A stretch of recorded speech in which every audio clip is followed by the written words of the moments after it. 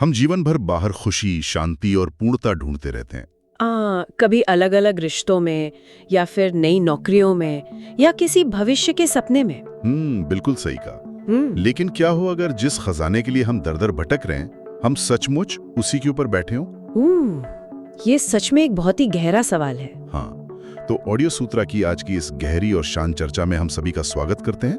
आज हम Eckhart toll की विश्व प्रसिद्ध किताब द पावर ऑफ नाउ के पन्नों में उतर रहे हैं। और आज का हमारा मकसद सिर्फ इस किताब का कोई साधारण सारांश देना नहीं है। बिल्कुल नहीं। हमें ये समझना है कि कैसे हमारा अपना दिमाग, जिसे हम अपना सबसे बड़ा हथियार मानते हैं, असल में वो हमारे दुखों का सबसे बड़ा कारण बन गया है। और कैसे केवल वर्तमान यानी इस नाव में रहकर हम इस मानसिक शोर से हमेशा के लिए आजाद हो सकते हैं। तो चर्चा की शुरुआत में ही स्रोत सामग्री में एक बहुत ही गहरी कहानी दी गई है, एक भिखारी की कहानी। हाँ, वो भिखारी वाली कहानी बहुत प्रभावशाली है। ये भिखारी करीब 30 सालों से सड़क किनारे एक पुराने बक्से पर बैठा भीख मांग रहा था। एक दिन एक अजनबी वहां से गुजरा और भिखारी ने आदतन अपना वो पुराना कैप आगे कर दिया। बिल्कुल, कुछ खुले पैसों की उम्मीद में। लेकिन अजनबी ने कहा कि मेरे पास तुम्हें देने के लिए कुछ नहीं है। फिर उसने पूछा कि तुम जिस बक्से पर बैठे हो उसमें क्या है? और भिखारी का जवाब था कि कुछ नहीं, बस एक पुराना बक्सा है। हाँ, वो बोला मैं सालों से इस पर बैठ रहा हूँ। लेकिन जब अजनबी के जोर देने पर उसने बक्सा खोला तो वो पूरी तरह से हैरान रह गया। क्योंकि वो बक्सा पूरी तरह से सोने से भरा हुआ था। सही कहा। और सच कहूं तो ये सिर्फ एक भिखारी की कहानी नहीं लगती। बिल्कुल नहीं, ये कहानी असल में पूरी मानवता की स्थिति को दर्शाती है। वो अजनबी कोई और नहीं बल्कि एक जागी हुई चेतना का प्रतीक है। मतलब एक तरह से वो हमें जगाने की कोशिश कर रहा है। हाँ, वो अजनबी हमसे कह रहा है कि बाहर भीख मांगना बंद करो और अपने भीतर झांको। हम सब बाहर दुनिया से प्यार, सुरक्षा या थोड़ी सी खुशी की भीख ही तो मांग रहे हैं। जबकि असली खजाना, जिसे स्रोत सामग्री में अस्तित्व या बीइंग कहा गया है, वो हमारे भीतर पहले से मौजूद है। सही बात है। समस्या ये है कि हम उस खजाने के ऊपर बैठे हैं, लेकिन हमने अपनी पूरी पहचान अपने दिमाग से और अपने विचारों से जोड़ ली है। यहाँ मुझे एक बहुत बड़ा वैचारिक जाल नजर आता है। मतलब बचपन से हमें सिखाया जाता है कि हमारी सोचने की क्षमता ही हमारी पहचान है। हाँ, हमारी पूरी शिक्षा प्रणाली इसी पे की है। महान दार्शनिक डेस्कार्टिस का वो मशहूर वाक्य है ना, मैं सोचता हूँ इसलिए मैं हूँ, I think therefore I am. बिल्कुल। तो क्या ये दर्शन असल में मानवता की एक बहुत बड़ी भूल थी? मतलब क्या ये सोचना कि हमारा अस्तित्व और हमारे विचार एक ही चीज हैं, इसी ने हमें उस सोने के बक्से से दूर कर दिया? स्रोत के अनुसार डेस्कार्टिस की वो सोच सच में इंसान की सबसे बड़ी भूल थी। माँ, सबसे बड़ी भूल? ऐसा क्यों? क्योंकि उन्होंने सोचने की प्रक्रिया को इंसान के अस्तित्व के साथ पूरी तरह से मिला दिया। देखिए, सोचना हमारी चेतना का सिर्फ एक बहुत छोटा सा हिस्सा है। अच्छा। लेकिन जब इंसान ये मान लेता है कि मैं ही मेरा दिमाग हूँ, तो वो एक बहुत बड़े भ्रम में जीने लगता है। वो अपने ही ख्यालों का गुलाम बन जाता है। तो फिर असली ज्ञान, या जिसे एनलाइटनमेंट कहते हैं, वो क्या है? क्या वो कोई जादुई शक्ति है? नहीं, असली ज्ञान कोई जादुई शक्ति हासिल करना बिल्कुल नहीं है। ये सिर्फ अपने उस गहरे अस्तित्व के साथ वापस एक प्राकृतिक जुड़ाव महसूस करने की अवस्था है। मतलब अपने असली स्वरूप में लौटना। बिल्कुल। और ये अवस्था तब मिलती है जब दिमाग का ये जो लगातार शोर है, ये शांत होता है। जब हमें ये एहसास होता है कि हमारे सिर में जो आवाज लगातार चल रही है वो हम नहीं है। बाप रे, ये सिर की आवाज वाला हिस्सा सच में डरावना है, क्योंकि हम सब के दिमाग में लगातार एक बैकग्राउंड आवाज चलती रहती है। हाँ, एक अनैच्छिक आवाज जिस पर हमारा कोई कंट्रोल नहीं होता। सही कहा। हम सड़क पे चलते हुए किसी इंसान को खुद से जोर जोर से बात करते देखते हैं तो उसे मानसिक रूप से बीमार समझते हैं। लेकिन गहराई से देखें तो हम सब भी अंदर ही अंदर बिल्कुल यही तो कर रहे हैं। बिल्कुल। कभी हम किसी बीती हुई बहस को दिमाग में दोबारा लड़ रहे होते हैं, तो कभी भविष्य की किसी ऐसी स्थिति से डर रहे होते हैं जो अभी तक हुई नहीं है। यही वो मानसिक शोर है। तो इस शोर से आखिर बचा कैसे जाए? इसे रोकने का तरीका क्या है? इस शोर को रोकने का सबसे कारगर तरीका स्रोत में बताया गया है। सोचने वाले को देखना, यानी वॉचिंग द थिंकर। सोचने वाले को देखना।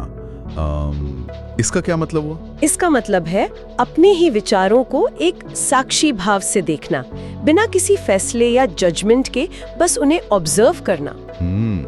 जैसे किसी हाईवे के किनारे खड़े होकर आती जाती गाड़ियों को देखना। क्या बात है, ये हाईवे वाली एनालॉजी बहुत सटीक है। मतलब हम बस किनारे खड़े हैं, हम उन गाड़ियों को देख रहे हैं, उनके पीछे भाग नहीं रहे हैं। हाँ, और ना ही ये तय कर रहे हैं कि कौन सी गाड़ी अच्छी है और कौन सी बुरी। समझ गया। जब विचारों को इस तरह किनारे खड़े होकर देखा जाता है तो एक नई चेतना जागृत होती है। एक एहसास होता है कि विचार यहाँ है और इस विचार को देखने वाला यहाँ है। और ये जो देखने वाला है वही हमारा असली स्वरूप है। बिल्कुल, जो शांत है वही इंसान का असली स्वरूप है। जब विचारों को इस तरह देखा जाता है तो वे अपनी ताकत खोने लगते हैं, क्योंकि अब हम उन्हें अपनी ऊर्जा नहीं दे रहे होते। सही कहा। और विचारों के इस बहाव के बीच एक खालीपन, एक सन्नाटा आता है। इसी गैप को नो माइंड कहा जाता है। लेकिन यहाँ मेरे मन में एक वाजिब शंका पैदा हो रही है। हाँ, बताइए। अगर कोई इंसान सोचना बिल्कुल बंद कर दे तो क्या वो पेड़ पौधों या जानवरों के स्तर पर नहीं गिर जाएगा? ये सवाल अक्सर लोग पूछते हैं। मतलब सर्वाइवल के लिए, कुछ हासिल करने के लिए या किसी समस्या को सुलझाने के लिए सोचना तो जरूरी है ना? अगर सामने कोई आर्थिक समस्या हो तो बिना सोचे उसे कैसे सुलझाएंगे? देखिए, नो माइंड की स्थिति का मतलब अचेतन हो जाना या जानवर बन जाना बिल्कुल नहीं है। इसका मतलब है विचारों की गुलामी से ऊपर उठना। अच्छा, तो हम सोचना बंद नहीं करते? नहीं। जब इंसान उस गहरी शांति में होता है तो वो पहले से कहीं अधिक सतर्क और जागरूक होता है।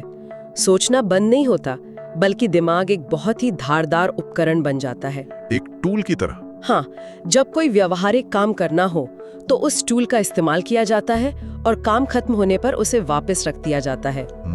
ये तो बहुत ही अलग नजरिया है। स्रोत सामग्री में अल्बर्ट आइंस्टाइन जैसे महान वैज्ञानिकों का भी हवाला दिया गया है। अच्छा, उनके बारे में क्या कहा गया है? यही कि उनकी सबसे बड़ी रचनात्मकता विचारों के लगातार शोर से नहीं आई थी, बल्कि वो गहरी आंतरिक शांति के क्षणों से आई थी।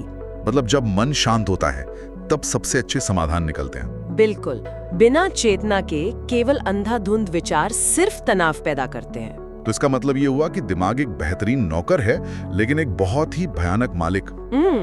बहुत ही खूब कहा आपने। और जब ये मालिक बन जाता है तो इसके विचार सिर्फ हवा में नहीं रहते। स्रोत सामग्री एक बहुत ही चौंकाने वाले तथ्य की ओर इशारा करती है। हाँ, कि कैसे ये विचार हमारे शरीर में बहुत गहरे उतर जाते हैं। बिल्कुल, और शारीरिक और भावनात्मक दर्द का रूप ले लेते हैं। यहीं से जन्म होता है पेन बॉडी का। और इस पेन बॉडी को समझना सबसे ज्यादा जरूरी है। चलिए इसे कंप्यूटर के पुराने हिडन वायरस की तरह समझते हैं।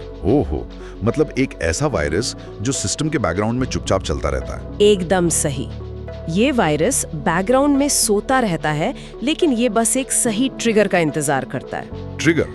जैसे कि क्या? ये ट्रिगर किसी इंसान का कहा हुआ एक छोटा सा वाक्य हो सकता है, कोई पुरानी याद हो सकती है, या बस कोई स्थिति हो सकती है। और जैसे ही वो ट्रिगर दबता है, ये वायरस पूरे सिस्टम को हैंग कर देता है। हाँ, पेन बॉडी असल में इंसान के भीतर बसा हुआ पुराने भावनात्मक दर्द का एक संचय है।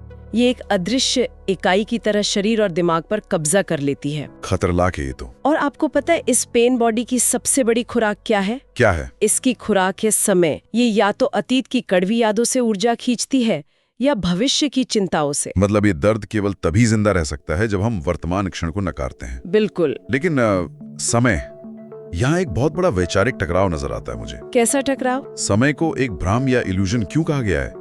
भविष्य की योजना बनाना तो इंसानी दिनचर्या का एक अहम हिस्सा है ना? दिखने में ऐसा ही लगता है।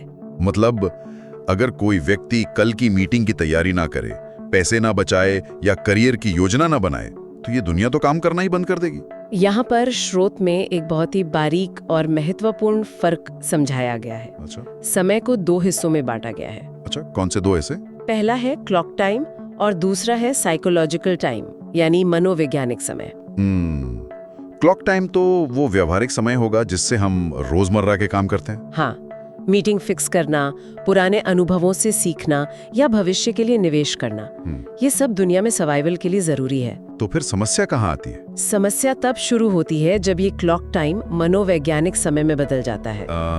मनोवैज्ञानिक समय मतलब जब हम समय को अपनी आंतरिक शांति या अपनी पहचान से जोड़ लेते हैं। बिल्कुल सही पकड़े हैं आप। मनोवैज्ञानिक समय का मतलब है जब इंसान की खुशी किसी भविष्य की घटना पर निर्भर हो जाती है। जैसे लोग सोचते हैं कि जब मुझे वो प्रमोशन मिलेगा तब मैं खुश होऊंगा। अनेक समय है। समझ गया, मतलब ये मनोवैज्ञानिक समय एक गहरी बीमारी की तरह है। हाँ, क्योंकि ये इंसान को कभी भी उस पल में जीने नहीं देता जो असल में मौजूद है, और वो है सिर्फ वर्तमान। सच में ये नजरिए में एक बहुत बड़ा बदलाव है। मतलब सारा दुख केवल तब जिंदा रह पाता है जब हम वर्तमान क्षणों को नकार कर भविष्य या अतीत में जीते हैं। बिल्कुल। स्रोत सामग्री में बीमारी का जो उदाहरण दिया गया है वो भी तो इस बात को बहुत गहराई से सिद्ध करता है। हाँ, वो उदाहरण इस मनोवैज्ञानिक समय को समझने के लिए सबसे सटीक है। जब कोई व्यक्ति बीमार होता है तो वो बीमार होने के भारी भरकम विचार के बोझ तले दब जाता है। वो भविष्य के बारे में सोचने लगता है। हाँ, मुझे ये क्यों हुआ या कल मेरा क्या होगा। लेकिन अगर गहराई से देखा जाए तो इस वर्तमान पल में, अभी इसी एक क्षण में कोई बीमारी नहीं होती। हाँ, तो क्या होता है? केवल इस पल का एक शारीरिक दर्द या असुविधा होती है। अगर इंसान उस बीमारी के भारी मानसिक लेबल को हटा दे और सिर्फ उस पल के शारीरिक अनुभव को बिना जज किए स्वीकार कर ले, तो उसका सारा मनोवैज्ञानिक दुख तुरंत खत्म हो जाता है। वर्तमान क्षण के प्रकाश में कोई भी समस्या जिंदा नहीं रह सकती। वे बस ऐसी स्थितियां बन जाती हैं जिन्हें या तो सुलझाना होता है या स्वीकार करना होता है। बिल्कुल सही। ये बहुत ही शक्तिशाली विचार है। अब जब ये स्पष्ट है कि हमारी पेन बॉडी और हमारे सारे दुख मनोवैज्ञानिक समय पर जीवित रहते हैं, तो एक बहुत बड़ा सवाल सामने आता है। और वो क्या है? हम खुद को वर्तमान में इस नाव में पूरी तरह से बांधे कैसे? स्रोत सामग्री में इसके लिए इनर बॉडी यानी आंतरिक शरीर को महसूस करने की बात कही गई है। लेकिन मैंने देखा है कि इंसान आमतौर पर वर्तमान में आने के लिए खतरनाक खेलों की तरफ भागता है, जैसे पहाड़ों पर चढ़ना या स्काई डाइविंग। हाँ, या कार रेसिंग करना। क्या ऐसा इसलिए होता है क्योंकि उस चरम खतरे में इंसान का दिमाग सोचना बंद कर देता है? ये एक बहुत ही सटीक अवलोकन है आपका। और वो अचानक पूरी तरह से वर्तमान में आ जाता है। बिल्कुल। खतरनाक खेलों में जब जान पर बनाती है तो इंसान के पास सोचने का समय ही नहीं होता। भूत और भविष्य मिट जाते हैं और केवल वो एक क्षण बचता है। और उस क्षण में उसे एक अजीब सी शांति महसूस होती है। हाँ, लेकिन स्रोत सामग्री स्पष्ट करती है कि वर्तमान में आने के लिए पहाड़ों से कूदने या जान जोखिम में डालने की कोई जरूरत नहीं है। तो फिर ये शांति कैसे पाई जा सकती है? रोजमर्रा के छोटे छोटे कामों के जरिए भी ये शांति पाई जा सकती है। यानी हमें बस अपनी रोजमर्रा की दिनचर्या में अपना ध्यान खींचकर वापस लाना है। बिल्कुल। जैसे जब आप हाथ धो रहे हो तो सिर्फ पानी के तापमान को महसूस करें, साबुन की खुशबू पर ध्यान दें और हाथों की रगड़न पर अपना पूरा ध्यान केंद्रित करें। ये तो बहुत आसान लगता है सुनने में। हाँ, या जब सीढ़ियां चढ़ रहे हो तो हर एक कदम के उठने और रखने की शारीरिक प्रक्रिया में पूरी तरह से मौजूद रहे। इसे ही आंतरिक शरीर से जुड़ना कहते हैं। अपने हाथों, पैरों और पूरे शरीर के भीतर एक जीवंत ऊर्जा को महसूस करना। और जब ध्यान इस तरह शरीर के भीतर लाया जाता है तो वो दिमाग के अनवरत शोर से अपने आप कट जाता है। स्रोत सामग्री में इस अवस्था को अव्यक्त या अनमैनिफेस्टेड से जुड़ने का रास्ता बताया गया है। लेकिन ये अव्यक्त असल में क्या है? ये शब्द थोड़ा भारी लगता है ना? हाँ, ये सुनने में थोड़ा रहस्यमयी लगता है मुझे। इसे रहस्यमयी तरीके से देखने के बजाय एक बहुत ही साधारण उदाहरण से समझते हैं। संगीत कैसे बनता है? धुनों और सुरों से। सही बात है। लेकिन अगर दो सुरों के बीच में सन्नाटा या खालीपन न हो तो संगीत केवल एक शोर बन जाएगा। वो गैप बहुत जरूरी है। बिल्कुल। एक चित्र हमेशा एक खाली कैनवस पर बनता है। वो खाली कैनवस, वो सन्नाटा, वही अव्यक्त है। अच्छा, तो वो कोई जगह नहीं है? नहीं, वो इस पूरे ब्रह्मांड की गहरी, शांत और निराकार बुद्धिमत्ता है जिससे हर चीज पैदा होती है। तो जब हम अपने विचारों के बीच के सन्नाटे को महसूस करते हैं तो हम उसी अव्यक्त से जुड़ रहे होते हैं। हाँ, और इसके केवल दार्शनिक ही नहीं बल्कि गहरे शारीरिक फायदे भी हैं। शारीरिक फायदे? मतलब ये हमारे शरीर विज्ञान को भी बदल सकता है? बिल्कुल बदल सकता है। स्रोत के अनुसार जब चेतना को लगातार आंतरिक शरीर में रखा जाता है तो शरीर की कोशिकाओं को एक गहरा आराम मिलता है। अच्छा। शरीर इस ध्यान और ऊर्जा पर बहुत सकारात्मक प्रतिक्रिया देता है। ये पाया गया है कि ये प्रक्रिया उम्र बढ़ने यानी एजिंग प्रोसेस को धीमा कर सकते हैं। अरे वाह, ये तो बहुत कमाल की बात है। जटिल और विवादास्पद पड़ाव पर ले आता है। किस पड़ाव पर? समर्पण या सरेंडर। ये एक बहुत ही महत्वपूर्ण विषय है। अक्सर समर्पण शब्द सुनते ही ऐसा लगता है जैसे जीवन की मुश्किलों के आगे घुटने टेक दिए हों, हार मान लियो। हाँ, लोग अक्सर इसे कमजोरी समझते हैं। स्रोत में एक बहुत अच्छा उदाहरण है कीचड़ में फंसने का। अब अगर कोई इंसान सच में किसी गहरी समस्या के कीचड़ में फंसा है हाँ। और वो स्थिति को बस स्वीकार कर ले, तो क्या वो वहीं कीचड़ में धंसकर खत्म नहीं हो जाएगा? ये तो एक तरह का आलस्य हुआ ना। किसी अन्याय को चुपचाप सह लेना समर्पण कैसे हो सकता है? ये एक बहुत ही आम गलतफहमी है और यहीं पर सबसे ज्यादा स्पष्टता की जरूरत है। समर्पण का मतलब कीचड़ में बैठे रहना या कुछ न करना बिल्कुल नहीं है। तो फिर इसका असली मतलब क्या है? इसे इस तरह समझते हैं, अगर कोई कीचड़ में फंसा है तो समर्पण का मतलब ये नहीं है कि वो खुद से झूठ बोले और कहे वाह कीचड़ में होना कितना अच्छा है। हाँ, वो तो बेवकूफी होगी। या ये कहे कि मैं तो यहीं रहूंगा।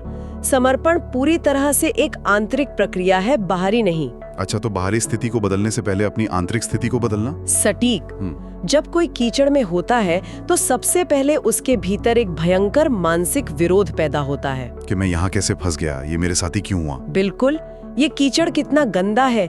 ये सारा गुस्सा, हताशा और प्रतिरोध केवल आपकी ऊर्जा को बर्बाद करता है। समझ रहा हूँ। समर्पण का मतलब है उस मानसिक विरोध को पूरी तरह से छोड़ देना, वर्तमान क्षण की वास्तविकता को बिना किसी शर्त के स्वीकार करना कि हाँ, अभी इस पल में मैं कीचड़ में हूँ, ये एक तथ्य है। और जैसे ही उस तथ्य को स्वीकार किया जाता है, सारा मानसिक संघर्ष तुरंत खत्म हो जाता है। जो ऊर्जा गुस्से और झल्लाहट में बर्बाद हो रही थी, वो बच जाती है। और अब उस बची भी ऊर्जा और शांत दिमाग के साथ इंसान बाहर निकलने के लिए सकारात्मक कदम उठा सकता है। बिल्कुल, और वो कदम बहुत प्रभावी होगा। ये बहुत ही स्पष्ट है। मतलब प्रतिक्रिया और कार्यवाही के बीच का यही फर्क है। हाँ, रिएक्शन और एक्शन। मानसिक विरोध हमेशा एक अंधी प्रतिक्रिया होती है, जबकि समर्पण सच्ची और स्पष्ट कार्यवाही करने की ताकत देता है। सही कहा। समर्पण का मतलब जीवन की धारा के खिलाफ तैरना बंद करना है। जब आंतरिक विरोध खत्म हो जाता है, तब जो भी कदम उठाया जाता है उसमें एक अजीब सी शांति होती है। वो कदम अतीत के गुस्से या भविष्य के डर से नहीं, बल्कि वर्तमान की स्पष्टता से उठता है। बिल्कुल, और ये कोई कमजोरी नहीं है, बल्कि इंसान की सबसे बड़ी ताकत है। तो अगर हम आज की इस पूरी गहरी चर्चा के सार को समेटें, तो सबसे बड़ी बात ये निकल कर आती है कि हम अपना दिमाग नहीं है। दिमाग केवल एक उपकरण है। हाँ, और जब हम अपनी पहचान अपने विचारों से जोड़ लेते हैं, तो हम अपनी ही बनाई हुई एक पेन बॉडी के गुलाम हो जाते हैं। और ये भी कि मनोवैज्ञानिक समय हमारे दुखों का सबसे बड़ा स्रोत है। बिल्कुल, इंसान का सारा तनाव, सारी चिंताएं केवल इसलिए हैं क्योंकि वो या तो अतीत के बोझ को ढो रहा है या भविष्य की किसी काल्पनिक स्थिति में जी रहा है। और केवल इस वर्तमान पल को पूरी तरह से स्वीकार करके ही हम इस मानसिक कैद से आजाद हो सकते हैं। ये ज्ञान केवल कोई किताबी दर्शन नहीं है। ये रोजमर्रा के तनाव को खत्म करने का, रिश्तों को सुधारने का एक बहुत ही व्यावहारिक तरीका है। बिल्कुल। जरा सोचिए, हमारे आपसी रिश्तों में जो भी झगड़े होते हैं, वे क्या हैं? वे अक्सर दो ईगो, दो अलग अलग पेन बॉडी के बीच का टकराव ही तो होते हैं। हाँ, जो सिर्फ खुद को सही साबित करना चाहते हैं। और जब वर्तमान में जिया जाता है, तो ये ईगो अपने आप पिघल जाता है। क्योंकि जब इंसान पूरी तरह से यहाँ और अभी में होता है, तो कोई भी समस्या जड़ नहीं जमा पाती।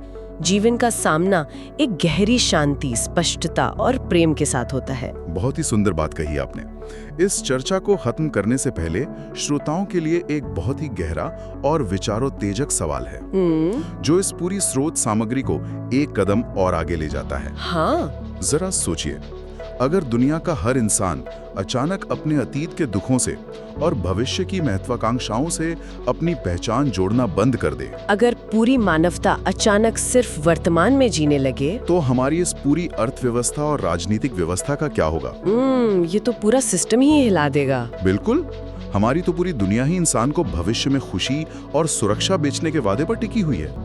हर विज्ञापन हमें यही तो बताता है कि भविष्य में कोई चीज हमें खुश कर देगी। सही बात है। अगर इंसान अभी इसी पल में पूर्ण और शांत महसूस करने लगे, तो क्या ये दुनिया वैसी ही रह पाएगी जैसी आज है? ये सोचने पर सच में मजबूर करता है। बहुत गहरा विचार है ये। खैर, ऑडियो सूत्रा के मंच से इस शांत और सकारात्मक चर्चा में जुड़ने के लिए बहुत बहुत धन्यवाद। आप सभी का भी धन्यवाद। याद रखिए, जिस शांति को हम पूरी दुनिया में खोजते फिर रहे हैं, वो कहीं बाहर नहीं, बल्कि ठीक इसी पल में हमारे भीतर मौजूद है। बस उस भिखारी की तरह अपना ध्यान उस बक्से के अंदर ले जाने की जरूरत है जिस पर हम बैठे हैं। वर्तमान में रहें, शांत रहें।